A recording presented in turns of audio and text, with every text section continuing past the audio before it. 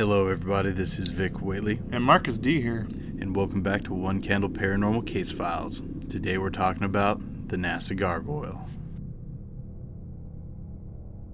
This is a pretty obscure case, but one I find very, very interesting. It's brought to us by Nick Redfern via a interview with Desiree Shaw. So, Marcus, what's the story?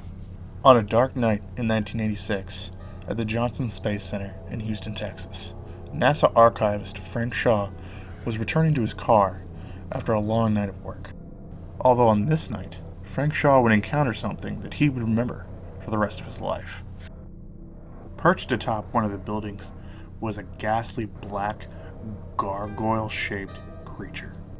The creature had two jet black wings that outstretched from it, and it gazed down upon Shaw. And a profound sense of dread overtook him. What made it even scarier was that Frank somehow sensed that this creature enjoyed the dread that it seemed to put in him. Next, when the creature unfurled its wings, a loud crackling sound filled the night as Shaw took off for his car, in a panic, trying to get away from this creature. Shaw raced home to his wife and daughter Desiree at the time and contemplated what he would do after encountering such a creature. Eventually, Shaw decided that he would bring this to the attention of his immediate supervisor. But what was even more startling was when he went to his supervisor. His supervisor wasn't concerned, wasn't even startled. In fact, his supervisor told him that Shaw wasn't even the first person to encounter the creature. In fact, NASA had already had a file where several other Space Center employees had encountered this creature before. In fact, two of the Space Center's German Shepherds were found dead, drained of their blood, close to where Shaw had seen the creature. Not too long after Frank Shaw had gone to his supervisor, two government officials, two men in black, came to talk to Frank Shaw about what he had seen.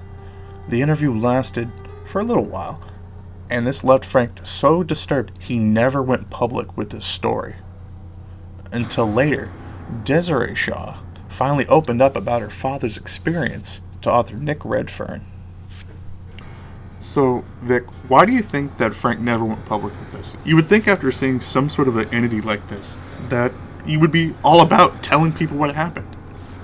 Well, my first thought is, I imagine during the course of the interrogation by the men in black, they put in no uncertain terms the consequences of him potentially coming forward. Likely threats to not only his career, but beyond that, probably threats to his family and his reputation. Beyond that, he works in a field that's predominantly dominated by scientists. Coming forward with a peculiar story like this could potentially hinder his long-term career. But it seems like his daughter didn't feel like these threats extended to her, considering she's the one who came forward with the story.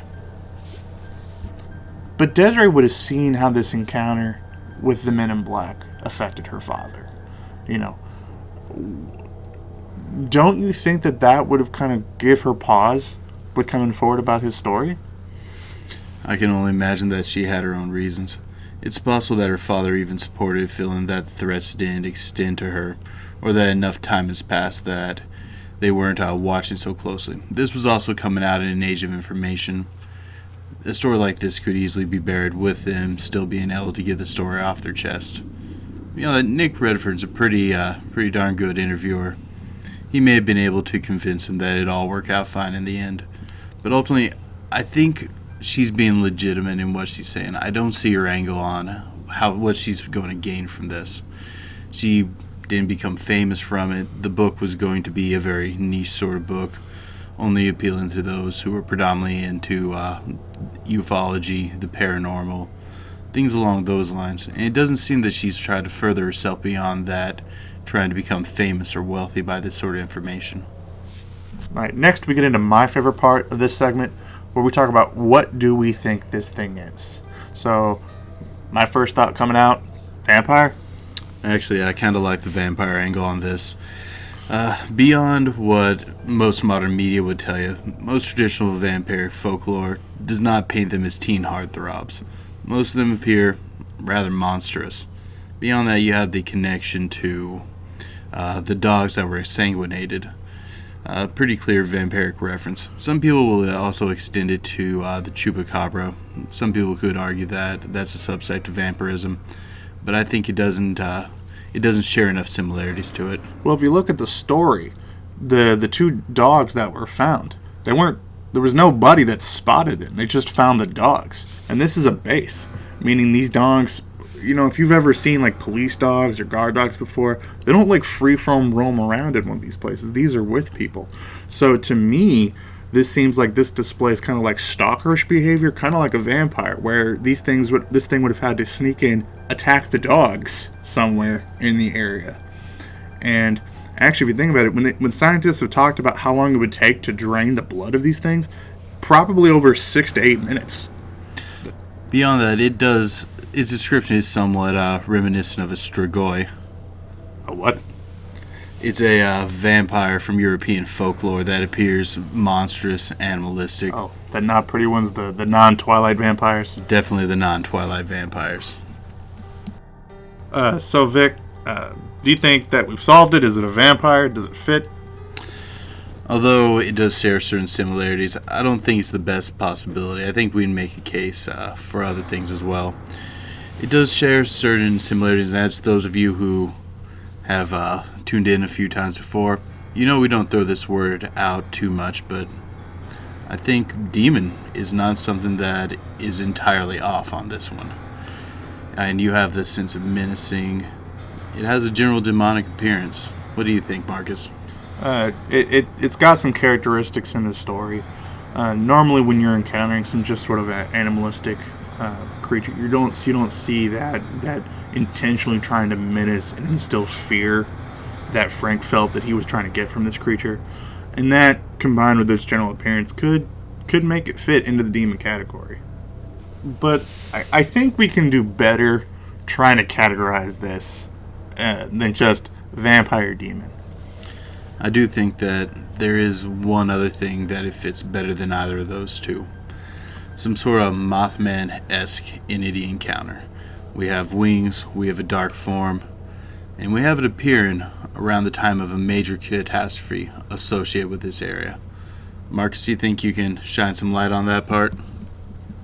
Yeah, in January of 1986, the United States was tragically struck with a catastrophe in Florida with the Challenger explosion. And most sightings of the Mothman, or a lot of times, they circle around these major catastrophes. Okay.